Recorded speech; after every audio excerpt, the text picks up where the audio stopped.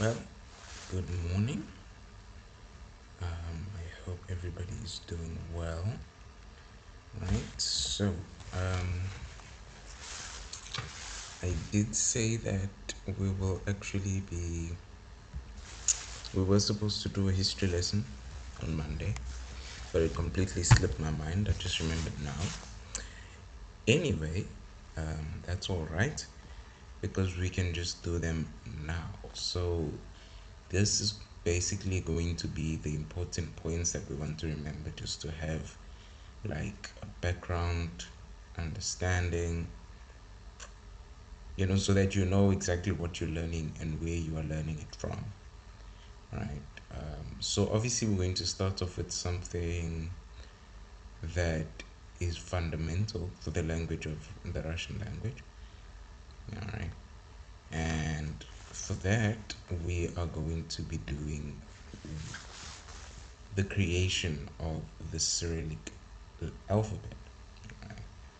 So the Cyrillic alphabet was actually developed in the 9th century AD in the First Bulgarian Empire, primarily by the disciples of Saint Cyril and Methodius, right?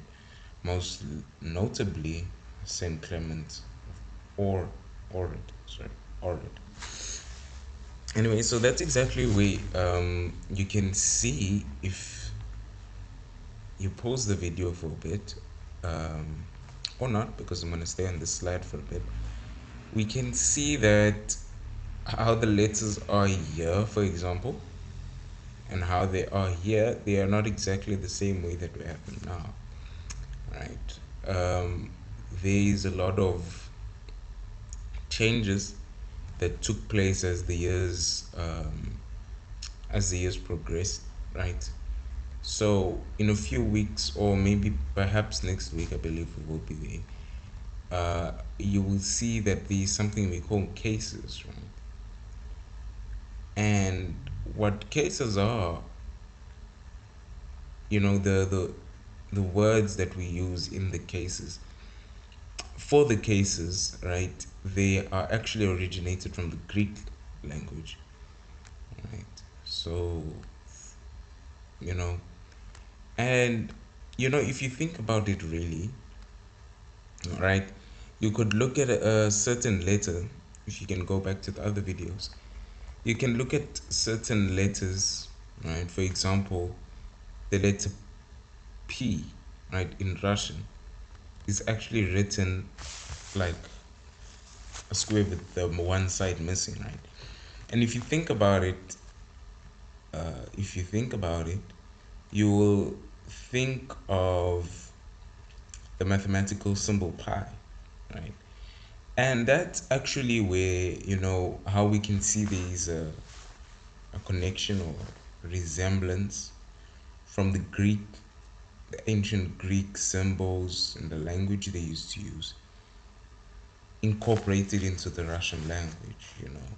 That is just a simple example. Pi, P, the letter P in Russian. Um, and yes, if you go through a lot of the letters, you will see that there is a lot of connection between them, right? Yes, that is what we have for the Cyrillic letter. Actually, the thing with these guys that came up with this letters is there's not much on them, in a sense where the biographies and all that. It's very short, right? It's very brief. All we know is that they came up with the alphabet and that's what we're using today, right? So, let's talk about the Vordesnak and Miyagi snack, right? I did say snack means sign. So basically what this question is, what is the difference between a hard sign and the soft sign, right?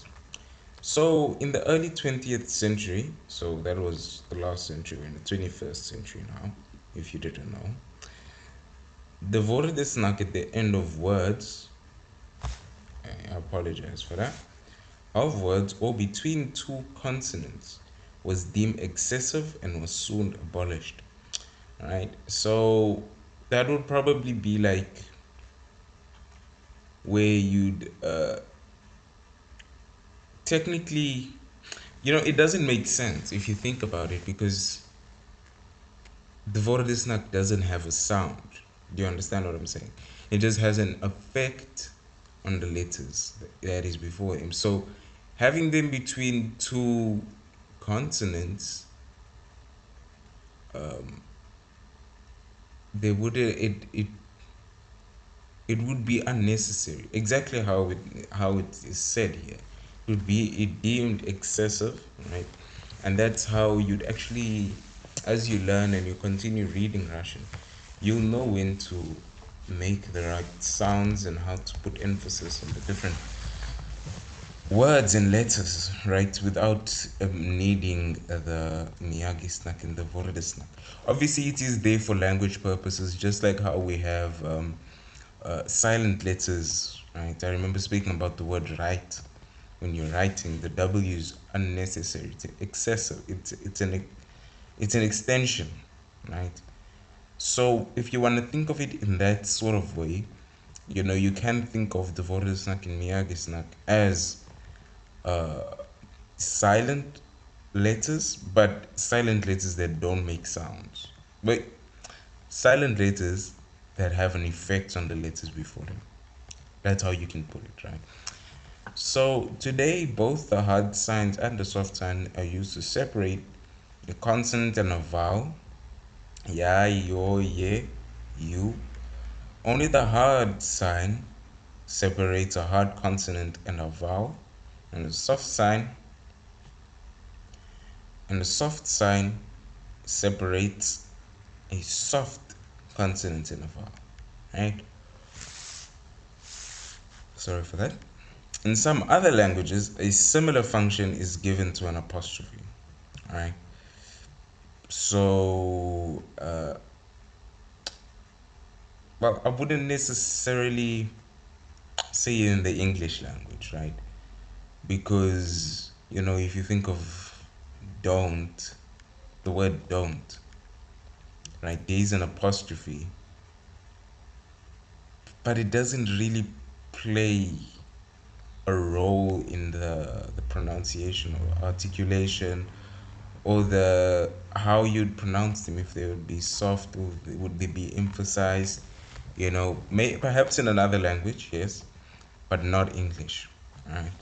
Keep in mind though that in fluent speech, syllables like the Vorderasnak and Miyagisnak do sound pretty similar, right? So this is, if you look at this is sie, right? Sie, and this is sie. Like it's very, you wouldn't know the difference, right? You wouldn't, how would I put this? You wouldn't be able to tell the difference if I were to say sie, right? Sie, and I'd ask you to write that.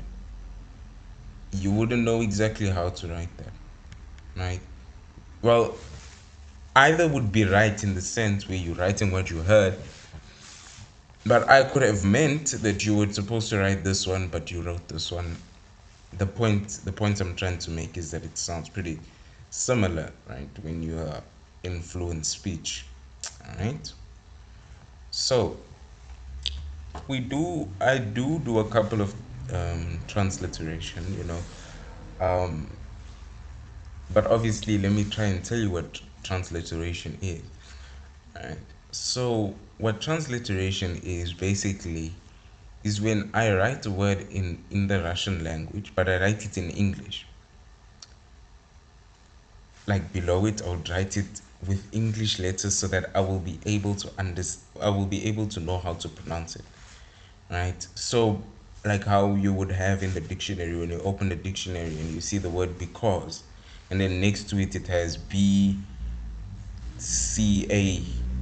because, or it would have a K, so that it will tell you exactly how to say the word properly, not exactly how you see it, right? But obviously Russian is more easier in the sense where everything you see is what you will say, right?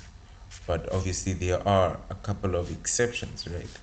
So good Russian learners do not use transliteration.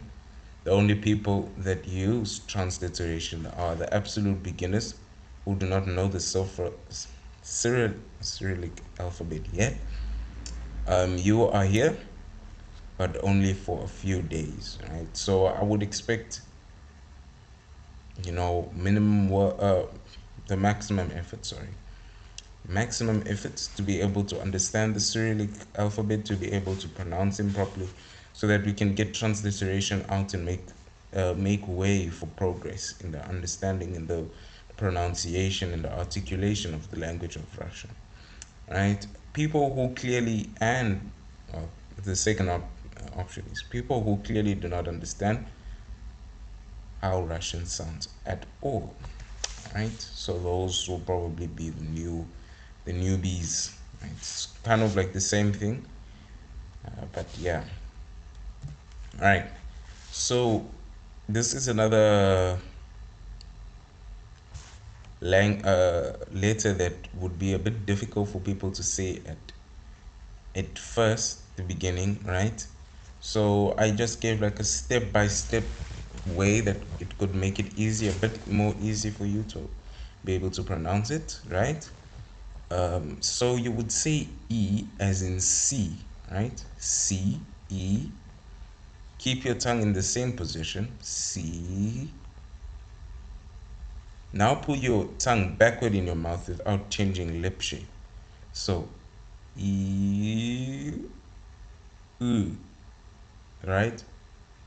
So the sound should come from the back of your throat, right? So U, U, right? Or U. I like to say U. It's a bit of a tricky letter though. It's a tricky letter, especially for people that speak English only.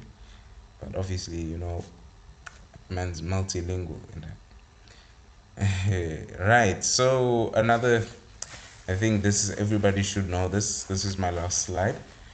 But it's very important that you know that we have 33 Russian letters, and by now I believe everybody should be able to read them. Yeah, that's all for me today. Um, Hopefully, we will get back in tomorrow and we will continue with our business. All right, cheers.